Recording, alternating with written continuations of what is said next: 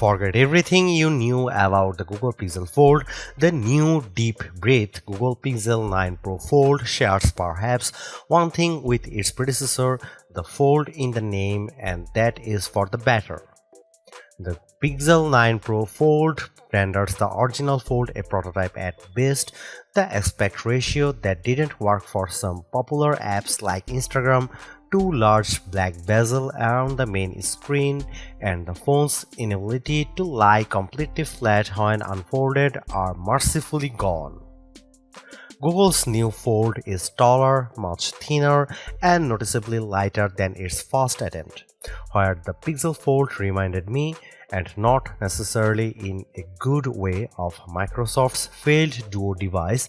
The new Pixel 9 Pro Fold reminds me of a flagship Pixel 8. In fact, the 6.3-inch cover screen is a duplicate of the one you'll find on the new Google Pixel 9. Google announced the Pixel 9 Pro Fold alongside the Pixel 9, Pixel 9 Pro, and Pixel 9 Pro XL on August 13. It's on pre-sale now and arrives on store shelves on September 4, 2024. It starts at $1,799 for a 256GB model with 16GB of RAM and is available in Obsidian and Porcelain. I prefer the Obsidian, which offers a deep, inky black that could only be described as sexy. Those prices make Google's new foldable cheaper than the Samsung Galaxy Z Fold 6, although not by much. A multi-purpose foldable phone will remain a considered purchase for some time to come. The name of this phone might seem long and less than memorable, but I think it's accurate. This is a folding premium or pro phone. Instead of standing apart from all the Pixel 9 phones, the Google Pixel 9 Pro Fold fits in well with the rest of the lineup. Overall, this is a redo done right job.